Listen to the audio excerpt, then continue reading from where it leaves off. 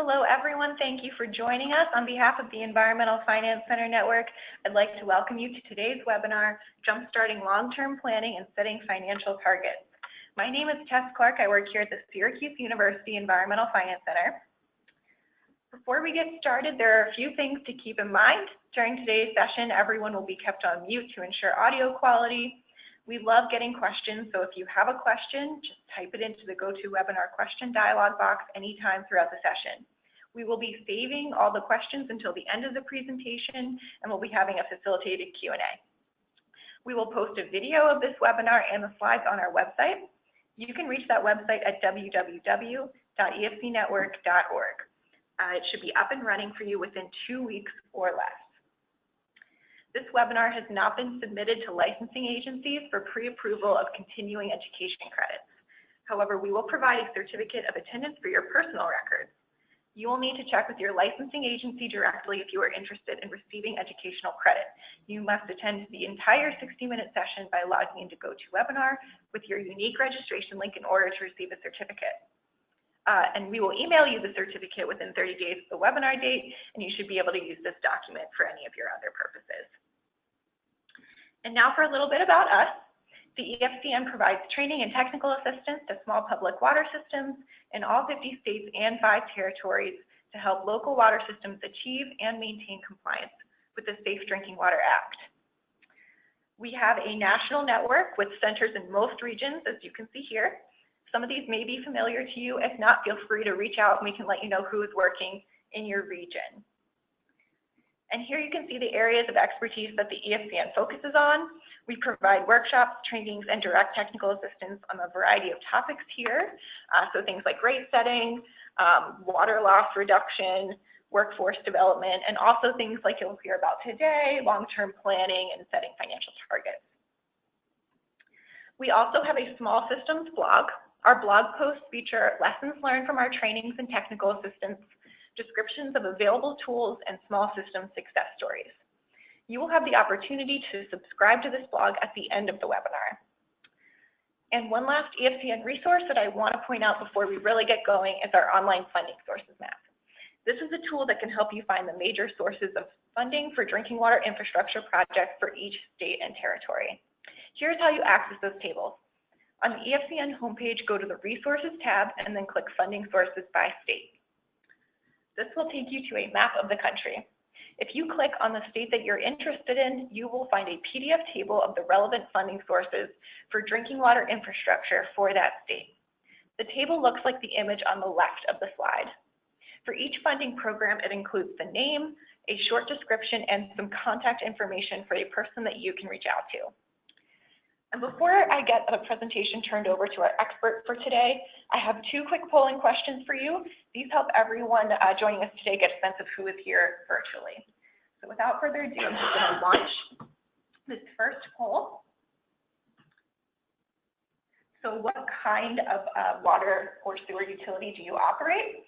You can tell us if you're a for-profit water system, a local government or municipal or county system, a not-for-profit, or something like a cooperative or an association, a different type of system like an authority, district, or school, or not a water system. So I'm just going to give you 3 more seconds to let us know, and then I'm going to share the results with everyone so that we can see. So 3, 2, and 1.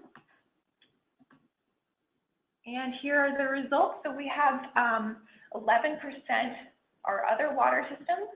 Of our water systems, we have 28% are government or municipal or county systems, so that's good to know. And we also have some stakeholders that aren't systems joining us today. Maybe you're from a state agency or something like that, so welcome. And next, this is a question about what size water or sewer utility you operate. We're just interested to know if you're serving just 500 or fewer people and you're very small, all the way up to a large or very large system. So go ahead and let us know if you can, and I'm just going to give you 3 more seconds to respond. Okay, so I'm going to go ahead and close this poll. 3, 2, and 1. And again, it looks like we actually have a very sort of even spread between our systems. Of our water systems today, we have 14% are large or very large, and then 13% and 13% are small, very small and medium. So very sort of even between our systems today. Okay, on that note, I'd like to hand the presentation over to Carol Rosenfeld. Carol is a Senior Project Director at the Environmental Finance Center at UNC Chapel Hill. And Carol, I'm going to get this you set up with your screen. So let me know when you got it. Great, thank you so much, Tess. Does that look okay over by you? Looks great, thank you so much. Wonderful, well thanks everyone for joining us today. And as we mentioned, the topic today is jumpstarting long-term planning and setting financial targets. I'm Carol Rosenfeld. I work at the Environmental Finance Center at the University of North Carolina School of Government. And we already talked through where you all are coming from today, so thank you for sharing that with us. So I'm going to start off by presenting some results from a study that we conducted in 2018. It was called Long-Term Planning to Improve Resiliency and Environmental Service of North Carolina's Water and Wastewater Utilities. And we partnered with the North Carolina League of Municipalities, and it was funded by the North Carolina Policy Collaboratory. And then I'm going to move on to talking about setting financial targets. So starting off with the study of long-term planning, our theory in working on this study was that utilities that undertake more or earlier long-term planning efforts benefit from more resilient finances and improved system performance relative to other utilities. So we were looking at what types of long-term planning efforts the utilities we surveyed are undertaking, and then looking at their financial results as well as their permit violations to see how those are correlated. If you're interested in all of the in-depth results of this study, you can go on to the Environmental Finance Center of the University of North Carolina's website. The link is here, when it'll be in the slides when they are sent out and available on the EFCN website, and you can see all of the details there, but I'm just going to cover a subset of the details today. Just so you have a sense of what you're looking at when I'm talking about these results, we invited 511 utilities to participate. We had 44% of them participate, which was great, and the majority of these were local government utilities, but we also had representation from other types of utilities as well. And when you're looking at the results that I'm going to put up here, whenever you see N equals, that means that's the number of responses to that particular question. So not every one of the 227 utilities responded to every single question. We also looked at the response rate by size, and so you can see that actually utilities of all sizes responded to the survey. We weren't sure if perhaps some smaller systems might not have the time to respond, but we were very excited that we had representation across the board. Although larger utilities were slightly more likely to respond, actually overall 85% of our participants in the survey were smaller systems. So the results that you're seeing here are actually majority from smaller systems. So just to put this in context, we started off by defining what does it mean to have these different types of long-term plans. And in an effort to make sure that we really captured any type of long-term planning effort, we wanted to make sure that we didn't just ask, do you have a financial plan, and yes or no, and take that as the result. So we looked at each type of planning and thought about what are the key components of that type of planning. And if a utility responded that they had this main key component effort, then we considered them to be undertaking that type of planning. So for example, we defined a financial plan as a plan to ensure that performance of the utility fund meets or exceeds identified financial targets and goals. And so if a utility told us that they set financial targets and goals, we considered them to have a financial plan. Similarly, for an asset management plan, if the utility has a list or an inventory of key assets, such as pipes or pumps, then we consider them to have elements of an asset management plan. If a utility has identified a list of potential future capital projects, either in an official or unofficial capital planning document, then we consider them to have elements of a capital improvement plan. If the utility documented different types of threats or emergencies that the system might be vulnerable to and has a document addressing at least one type of threat, then we consider them to have elements of a disaster, emergency, or resiliency plan. And finally, if a utility engages in long-term supply or demand forecasting out more than 10 years, then we consider them to have elements of a long-range water resources plan. So I'm going to talk through the results of the bottom 4 types of planning and then return back to financial planning later in the presentation. As you're looking at the charts that I'm putting up, you can, if you would like to just get a quick read on them, if you look at areas that are blue colored, those show strengths, where the glass is half full, there's opportunities to learn. Those utilities represented there are having best management practices. In the orange or more warm colors, those are challenges, opportunities to improve, and places that those utilities might need some assistance. All right, so asset management, and as I mentioned, that we considered utilities to be engaging in asset management if they have a list or an inventory of their assets. We found that 87% of the responding utilities have or are currently developing an inventory of their key assets, and they were most likely to be tracking location, followed by asset age, an operations and maintenance plan for their assets, and the maintenance history of those assets. For capital planning, we found that the majority of utilities can comfortably cover more than half of their planned capital improvements and unplanned or emergency capital improvements during the year.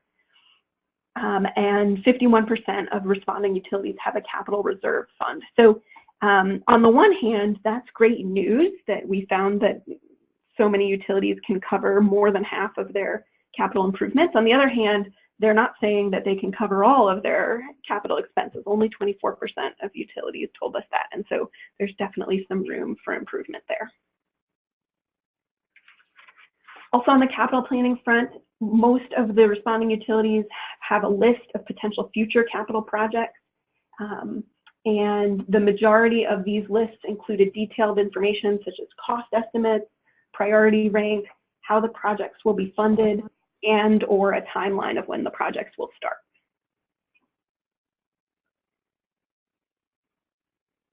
For disaster and emergency or resiliency planning, 72% of the utilities that responded have or are currently developing documentation of at least one type of system vulnerability. And you can see at the top there, the largest bar, the most frequently documented type of system vulnerability is a natural disaster, followed by drought or water shortage, and then followed by man-made disasters.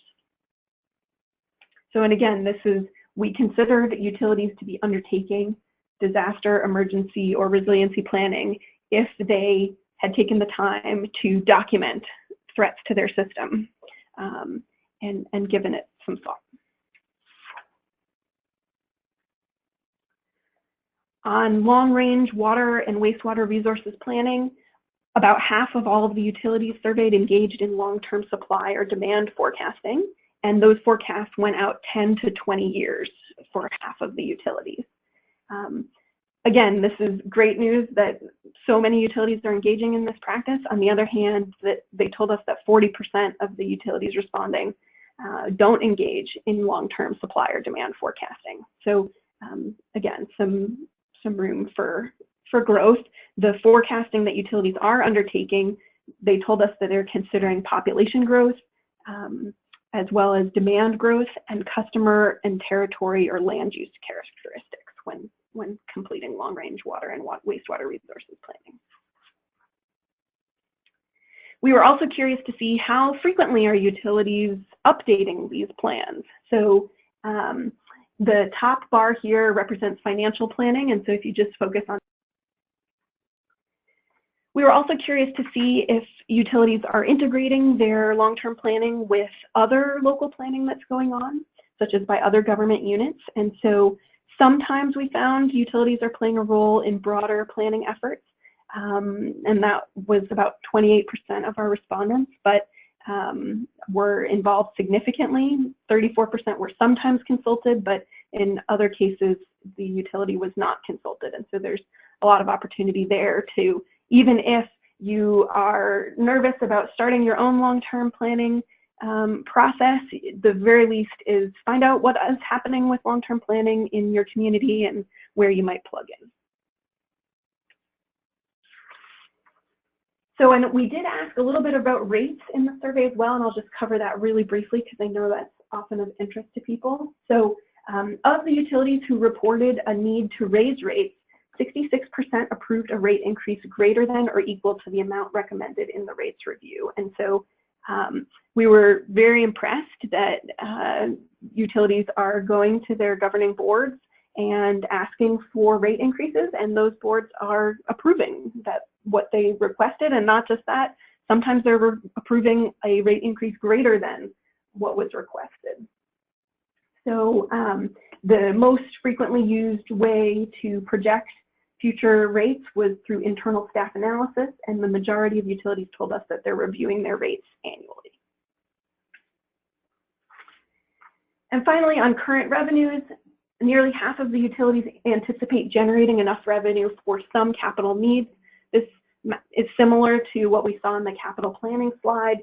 So it's great to hear that many utilities are going to have enough revenue to cover some of their capital needs, but they're also telling us that many are not having enough revenue to cover all of their capital needs. And so again, we're going to talk now about financial planning and some ways to think about getting more into that dark blue bar of having enough revenue to cover not just capital needs, but also O&M and debt service as well. So, setting financial targets. So often when we initially talk about setting financial targets, people tell us, oh yes, we have a budget. And a budget, that's great. It's really, that's a really helpful first step.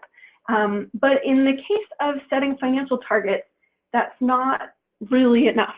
And so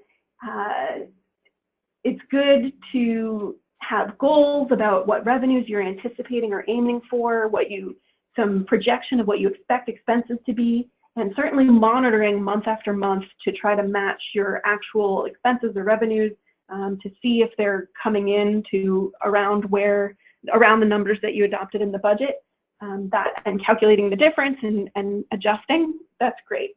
And in fact, nearly every system that completed our survey said that they monitor their budget monthly. So that's a really important first step, but it doesn't go all the way to setting financial targets.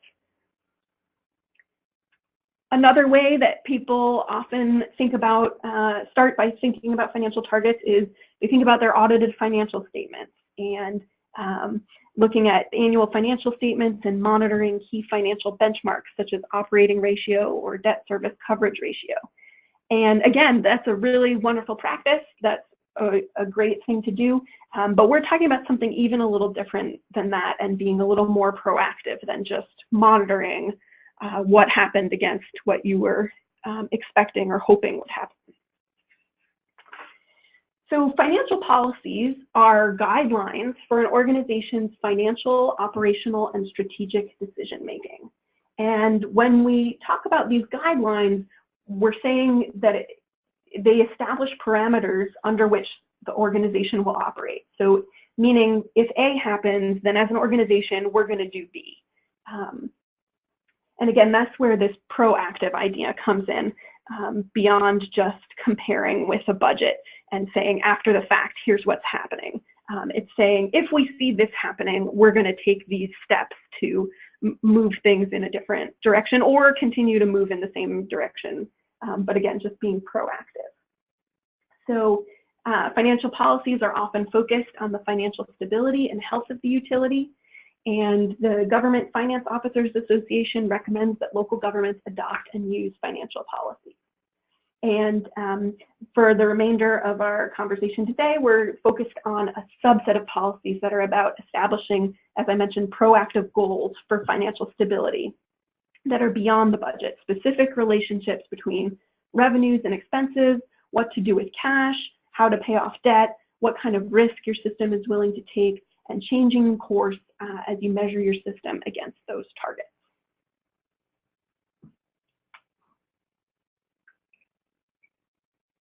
So here we have some examples of financial targets to get a little more concrete about what we're talking about with this idea of proactively setting financial targets. So it's things like minimum reserves or cash on hand, working capital reserves, debt service coverage ratio. I'm going to talk a little bit more about that in case that term isn't familiar to you. The debt burden or debt per customer, this would be how much debt the utility takes on as a whole, setting a target for that, or perhaps setting a target for how much debt the utility takes on per customer.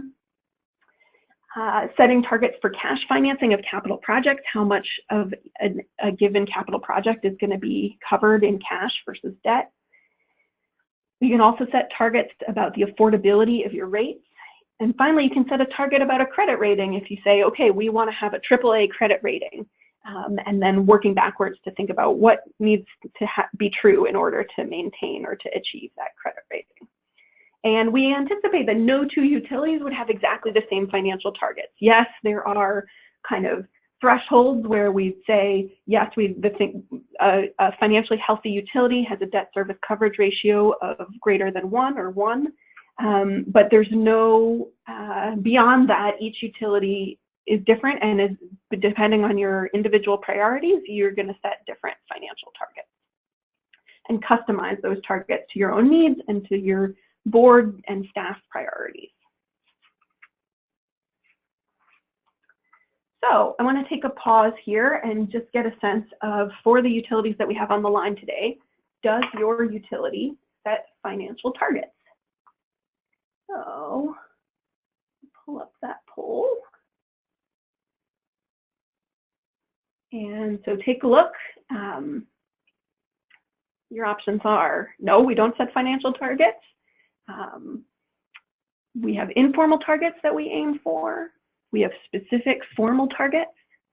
I don't know if we have targets, and not applicable if you are not a water system.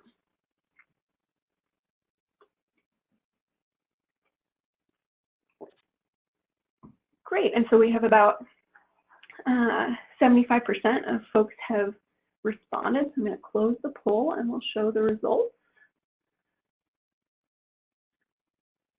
Let's see. So, okay, so as we know, we have a large number of consultants or other folks on the line who are not water systems. Thank you for joining us. I hope this is helpful. So that was our largest response, but in terms of water systems, 26% of you have informal targets that you're aiming for.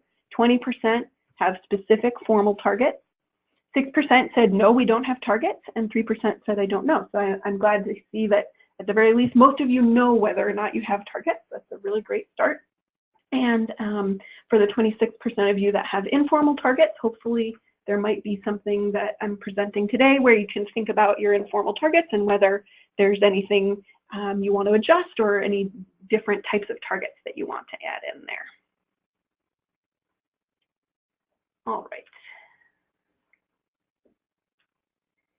So to quickly go back to the study that I was talking about at the beginning, here is what we found from the North Carolina utilities that we surveyed and what they told us about their financial targets.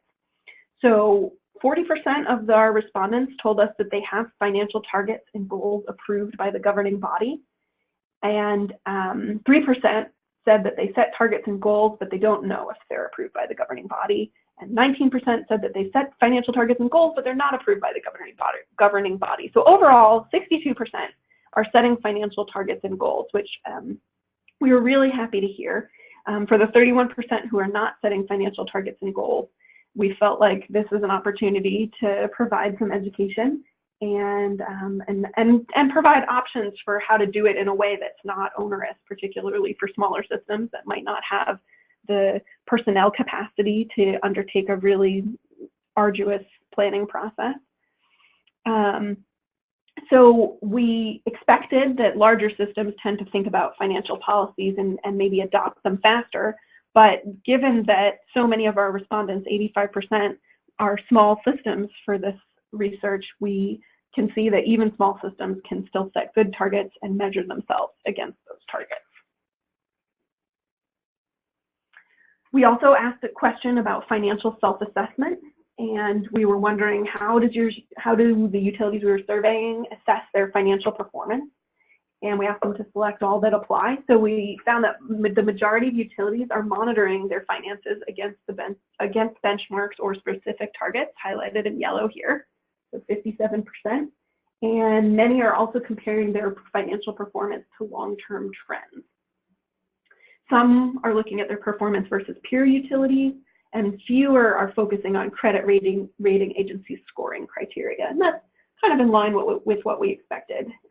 Just about everyone is looking at their budget monthly. And as I mentioned, 57% are monitoring their budget against their finances against benchmarks or specific targets, but the remaining 43% could use some guidance on what type of targets to use. So you might be wondering, okay, well, why do we even think it might be helpful to do some of this financial target setting if so many utilities are operating without setting targets and maybe are doing okay? Well, we found that when we looked retrospectively at the data, utilities that set financial targets by 2013 had higher operating ratios by the time fiscal year 2017 rolled around. And we think about this as, okay, so let's say you start with some financial planning and financial target setting in 2013. It takes a couple of years for that to kind of mature and affect how the organization operates. And by 2017, the utility is actually stronger and healthier because of having taken the time to set those financial targets. So we also found that utilities that set financial targets by 2013 were twice as likely to have higher operating ratios than higher operating revenues than operating expenses in fiscal year 2017. So they're more likely to be in the black by 2017 than in the red. And the note at the bottom here indicates that we did this calculation in taking into account comparing utilities against others of similar sizes, controlling for the number of full-time employees that they have, and the presence or absence of a full-time utility manager. So this was not just that large utilities with lots of resources were able to achieve these results. These results were independent of the particularly personnel resources as well as size of utility. And so we found it's really powerful that simply setting the targets and monitoring against them can really make a big difference.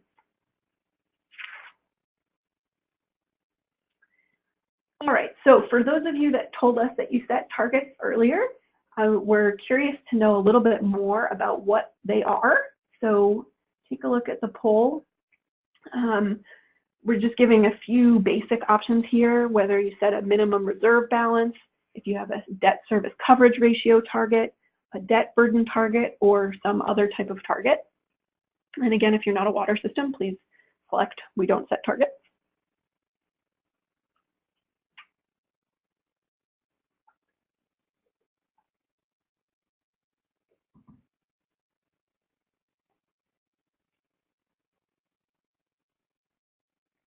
Great, so looks like a majority of you all have participated, so thank you. And we'll take a look at those results. So again, we have a lot of folks on the line who are not water systems, so 49% do not set targets. I guess we're gonna have to take that as a combination of folks who are not water systems and perhaps do not set targets as a water system. But not surprisingly, the majority of you who selected that you're setting targets told us that you're setting minimum reserve balance targets. And so that's a pretty a simple one to choose and a powerful one, and is a place that we recommend thinking about starting out if you're really not sure where to begin. 21% of you told us that you're setting debt service coverage ratio targets. 10% are setting a debt burden target, and 20% are setting other targets. And I'm hoping that maybe in the Q&A, if you're one of the systems setting other targets, maybe you can tell us a little bit about that.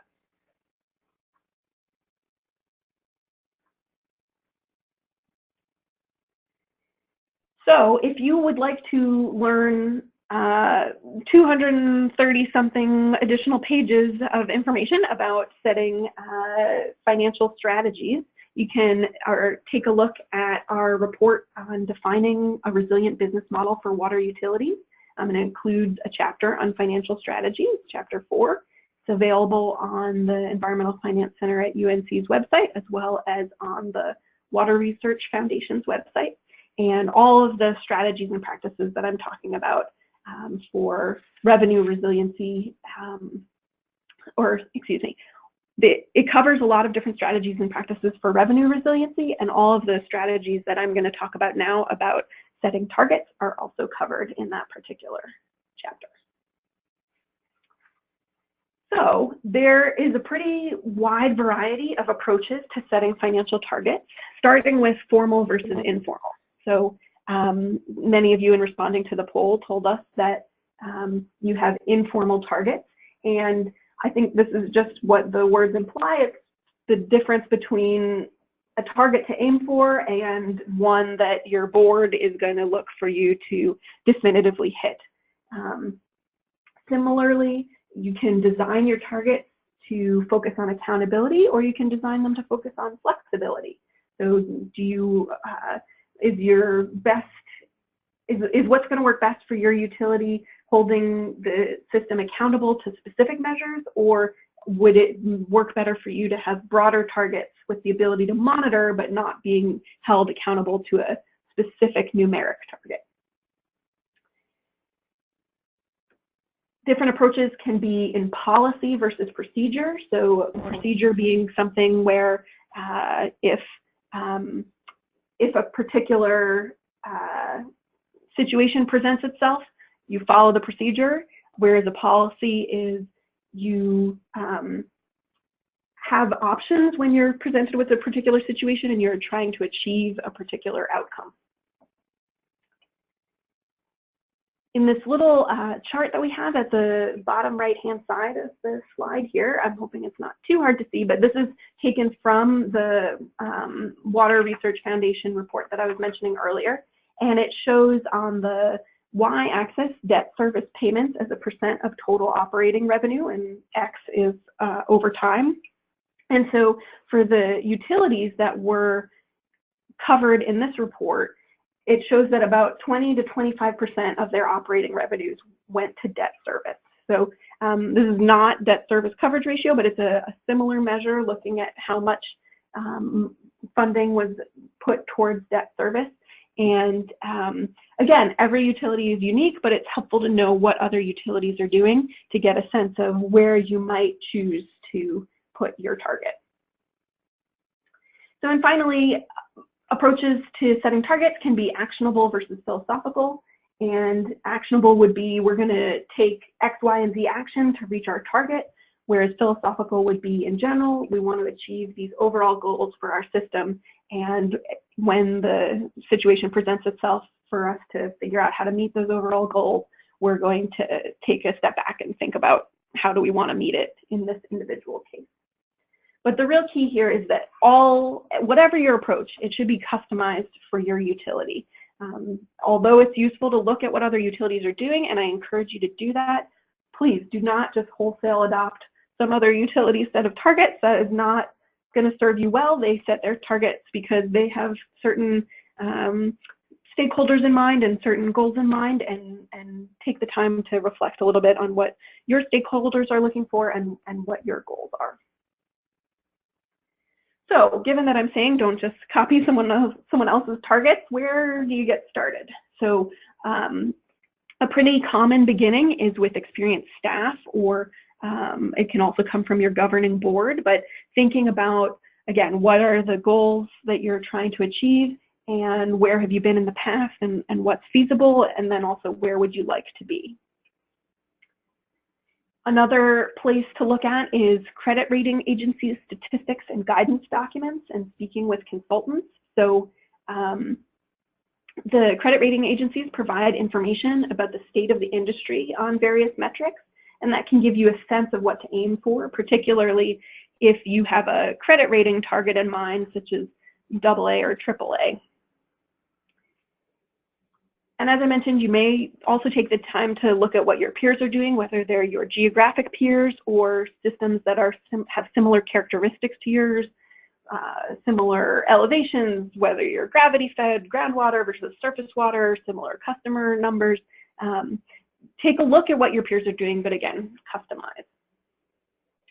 And finally, it is important and helpful to get your governing board to buy in, whether that's using their experience to set targets, or even if that's not the case, certainly informing them of what targets you have in mind. And I think they can't help but respect that staff members are taking the time to think about where the utility is going, and it's up to them to help support that direction, since they have so much influence on the direction of the utility. So I'm going to talk about some examples of small systems with targets. So the first example is a minimum cash on hand target. And this comes from the town of Charlotte, North Carolina. You can see in the map there. They're out towards the coast. They're a water and a wastewater utility with 2,300 accounts. And what we heard from them is that they have a minimum cash on hand target, and they told us that their board of aldermen have always used a 90% rule, keeping at least 90% of current budget on hand in case of emergencies. Being a coastal community, we realized that a hurricane could do significant damage. So keeping that much cash on hand for emergencies in particular can be very helpful. It also certainly helps with cash flow, but particularly for small systems without a lot of debt capacity, if you're planning to rely on cash to pay for emergencies, having a minimum target for the cash you have on hand or the minimum reserves that you have is really, really critical. So an example of a system that sets a minimum reserve target is Roanoke Rapids Sanitary District, also here in North Carolina towards the border with Virginia. They're a water and a wastewater utility, a little bit bigger than Charlotte, so 7,600 accounts. And this is what their capital planning document looks like. And they're using a composite of multiple funds in order to keep themselves on track. So you can see in the highlighted yellow there, they've set a target that they're going to maintain a composite amount, a composite goal for the combination of these three funds. So in their operating fund, they want to make sure they have enough to cover at least 1/3 of their annual O&M expenses. In their capital fund, they're making sure that they're going to have enough to pay for an average year of capital expenses, which is what that 100% there represents. And they also have a rate stabilization or a demand shortfall fund, where they want to make sure that they have 10% of their budget in there in order to weather changes in demand and revenues. So combined, they are checking to see that they have $7.4 million across their three funds. And then if you look further down to where it says undesignated fund balance, you can see that they have $8.6 million in their undesignated fund balance, and so they know that they're achieving their target.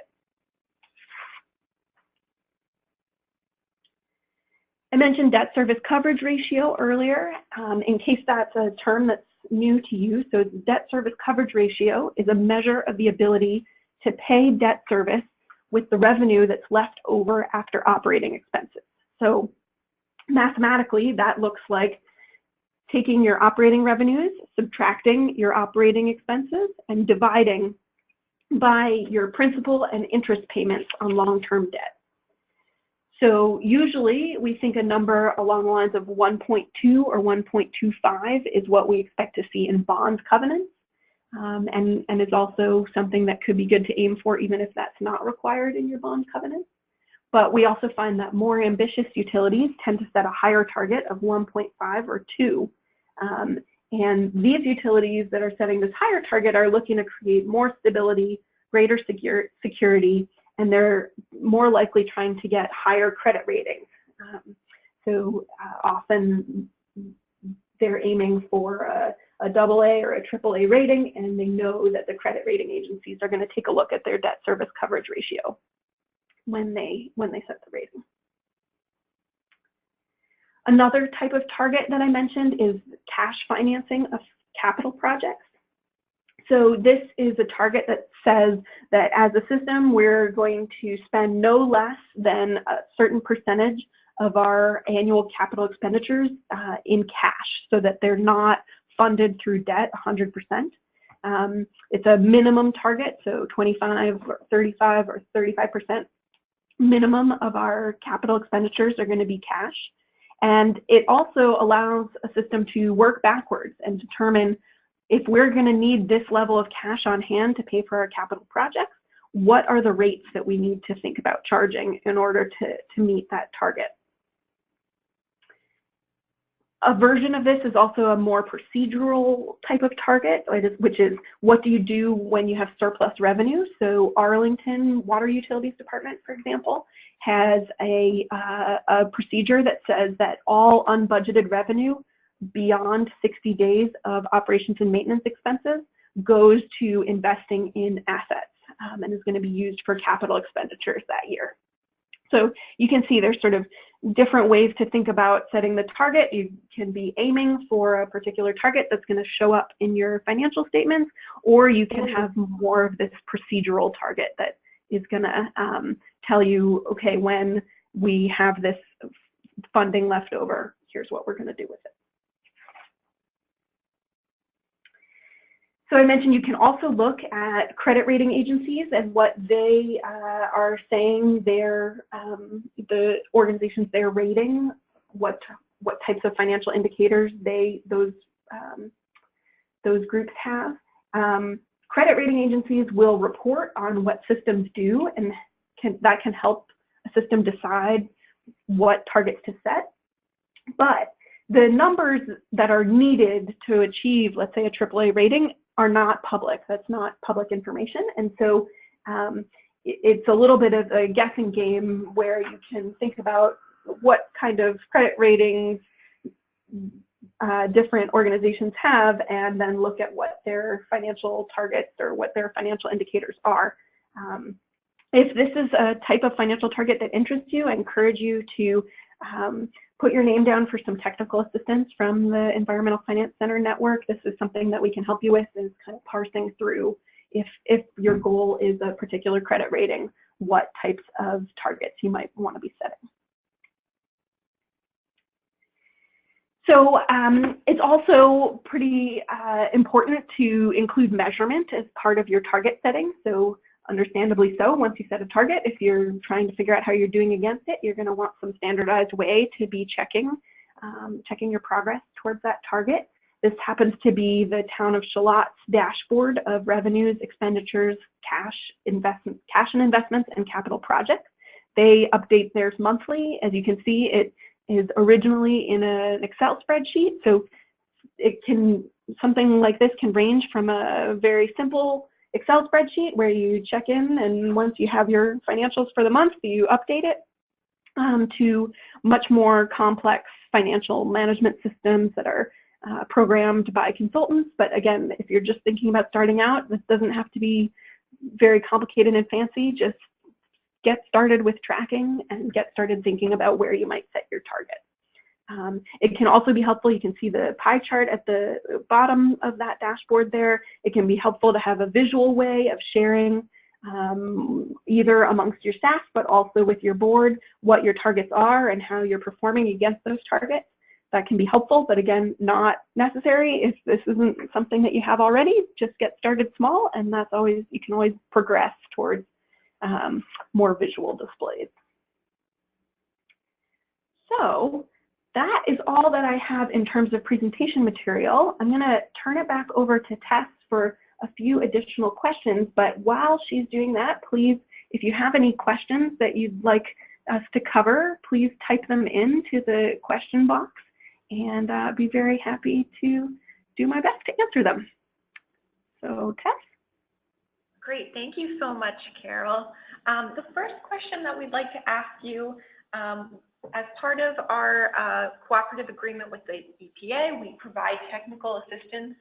And one thing that we can do is work with small utilities and match you up with an expert that can sit down and really talk to you about some of the stuff that you've even heard today. So if you're in a position where you'd like to talk a little bit more about technical assistance, let us know here. Someone, if you do select yes or not sure, I'd like more details, we can send you a little bit of information. So let us know.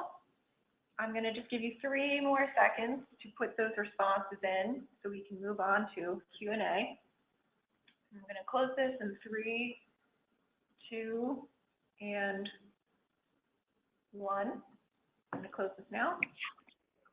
And then secondly, like I said in the beginning of the presentation, we do have a small systems blog. This is a blog where we just talk about success stories. We talk about some other cases of really cool systems. So you can let us know here if you'd like to subscribe. And I'm just going to keep this open for another few seconds. So I'm going to close it in 3, 2, and 1. And great. So like Carol said, we can go ahead and get started with the Q&A. I'm going to facilitate, so type those questions in. So we do have sort of a housekeeping question just to start off with. We do provide copies of the presentation files on our website. Those should be up within 2 weeks, probably sooner. And we will email you a link to our recording, which will be on YouTube, and also to our website, which will have a link to the slides. And that'll be coming your way shortly. It'll go to the same email address that you registered with. So Carol, if you're ready to get started, I think we do have a few questions. First, this is kind of about, so maybe you can answer this. It's related to technical assistance. Do we consult with utilities to review their financial health? I know at UNC Chapel Hill that they do a lot of technical assistance. Carol, do you know of anybody doing specific work on financial health? Yes, great question. We definitely provide technical assistance on financial health, and in fact, we have a specific system financial health checkup tool that we will be happy to run through with you. So if that is something that interests you and you are a small system, please sign up for some technical assistance, and we will make sure to route you to the correct person. And of course, if you are not a small system, we are happy to chat briefly as well. But yes, definitely financial health is something that we are very happy to assist with. Great. So here's a question, and I know you sort of answered it already in the presentation, but do you think you could go and explain a little bit how you go from an informal goal or financial target to sort of a formalized target? And what does that process look like? Yeah, that's a great question. And so for the purpose of this presentation, I was thinking of formal targets as more targets that your governing board would be setting and then holding the system accountable to. So on the one hand, that is a very strong way to make sure that your system remains financially healthy because you have this accountability. On the other hand, depending on how sophisticated your staff is, it can sometimes be a little bit constraining, and you can imagine that there is potential situations out there where you may not want to have locked yourself into a particular target. So I think there's benefits to both the informal and the formal side. I think you can also think about the kind of co-benefits of setting formal targets, which is it can really help, I think, in governing board and staff relations. You know, if you're lucky to have a great relationship with your governing board, excellent. But if you're looking for ways to strengthen that relationship, setting formal targets can be one way to make sure that when you're talking with your board, you have something mutual to come together around and to look at and to think about and problem solve around.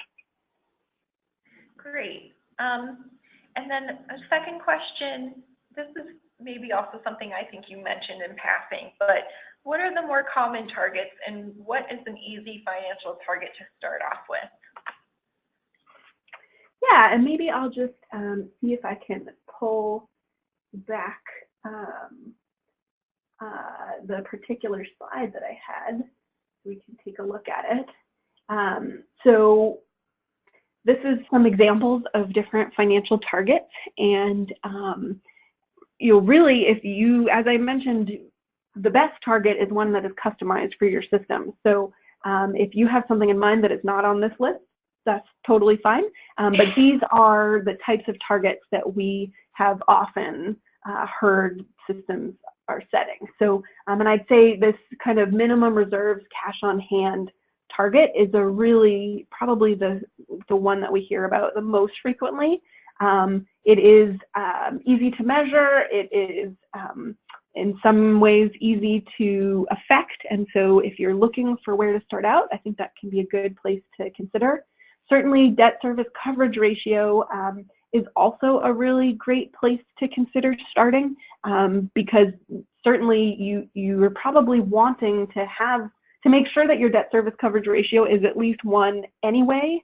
And so making a formal target can really, I'm sorry, by that I mean just setting a target, not the formal and informal targets we were talking about before, but just setting a target for your debt service coverage ratio can help set in place a way to monitor something that if your system does have debt, that to monitor something that you are already hopefully paying attention to. I think, we talked a little bit about credit rating. I think that particularly for smaller systems is a less frequently set target, and maybe one that is, consider after setting some other previous targets. And I think rates affordability, though, is an excellent target for any system to consider setting. We have lots of resources on both the EFCN website and the EFC at UNC website about rates affordability and how you might think about whether your rates are affordable, how you go about calculating that. That one's a little trickier to think about. If you calculate that your rates are not affordable, then what do you do? But we have plenty of resources to help you think about that, and we'd be happy to provide technical assistance on that front as well. Okay. And then, so you also showed a really cool financial dashboard for the town of Charlotte. Is that a template that's easy to replicate, or are there similar templates available? That is a great question. I don't know off the top of my head about where. I believe the town of Charlotte developed this template themselves. I think certainly, they've been willing to share a snapshot of their dashboard, and I don't think it would be too tough to put one together. But if this is something that interests you, please contact us for some technical assistance, and we'd be happy to share other templates that we've come across, and you can try to find what is the best combination for your system and what shows the indicators that are most relevant for you. All right. Well, I think we've covered most of the questions. If there's anyone that still has a question and they're still getting it out, go ahead and keep typing. We'll try to get to it if we can. At this point, I'm just going to send everyone a link to our evaluation, and that's something that'll help us continue to do these webinars and make them better. So if you would all please take a minute and if you can and take that for us. If you just give me 1 second, I'm going to send that out. And here we go. All right. I'm not seeing any other questions at this time. So Carol, I think I'll pass it back to you. And if you have some closing comments, feel free. Great. Well, I want to thank everyone again for joining us. I really appreciate your attention this afternoon. And As we mentioned, the slides will be available if you want to take a closer look or click through on any of the links to the resources that I presented there. And we're always happy to provide some tailored assistance. So please don't hesitate to reach out if you have questions specific to your system. We look forward to hearing from you. All right. Well, thank you, everyone, and stay tuned. We have more webinars scheduled. The next one will be on Monday, February 25th, and that one you should be able to find information on that again on our website, espnetwork.org. And if you're not already receiving notices about when our webinars are taking place, you can contact us at smallsystems@syr.edu, and we can also get you set up with some notices on that. Thanks again. Have a good day.